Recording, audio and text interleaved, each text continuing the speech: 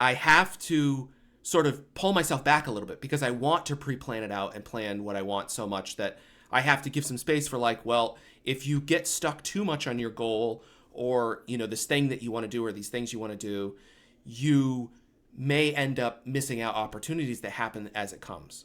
And I've heard lots of other anglers say this too. And there's a spectrum, right? There's people who are sort of in between, and there's people one way or the other. Like I know with Dave Anderson, for example, I've talked to him. He's like, there's no way I could tell you what I was going to be doing, the third week of May. I just don't know. I mean, maybe it'll be this because it's sometimes mostly is this, but I have no idea. Now I'm the opposite.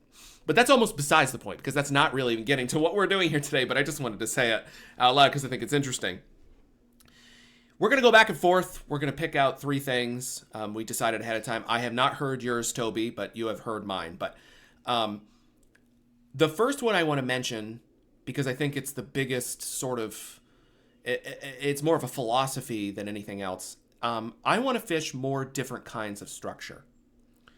Over the last 5-7 years, but forget about that, really over the last couple of years, which is why it's become a 2025 goal. I've narrowed my fishing down to really just 2 different types of structure, boulder fields and sand beaches. And the reasons for this have to do a lot with the fishery. It has to do with because the boulder fields are my more productive or most productive, and the sand beaches is because I love it. And if I'm going to suffer, I'm going to go to the place I love to suffer. And if I need to produce because the fishing isn't as great, I'm going to go to my most productive spot. And I'm not going to quote unquote waste time on a bunch of other stuff. But what has happened is I've missed out on all kinds of other fun striper bites, on different personalities of the striper, on different personalities of surf casting. What I mean by that, or maybe flavors is a better word.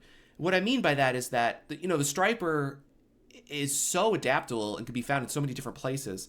It can be fun to catch them in different ways, in different types of scenery and different types of environments. Maybe they act different. Maybe the size is different. Maybe it's more beautiful. Maybe it's uglier. Maybe it's more intense. Maybe it's easier. All of these things. And I used to do it all, essentially. I mean, I used to fish everything from boulder fields and sand beaches to jetties and outflows and estuaries and, breachways and lots of current and little current and deep water. And I used to do everything. And I feel like last year in particular, I lost a lot of that. And so going into 2025, I'm going to make a concerted effort to fish some of the places that I know are quote unquote a waste of time for big fish, but because I love them.